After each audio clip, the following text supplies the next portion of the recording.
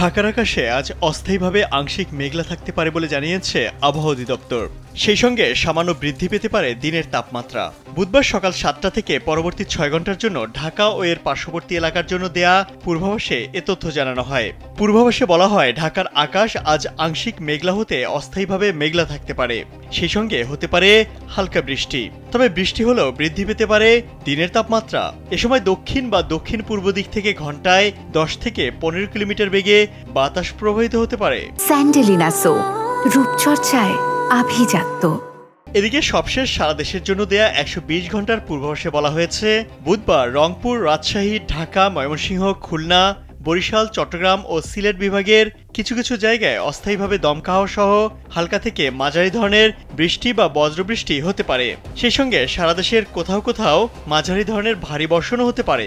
সারা দেশে দিন ও রাতের তাপমাত্রা প্রায় অপরিবর্তিত থাকতে পারে।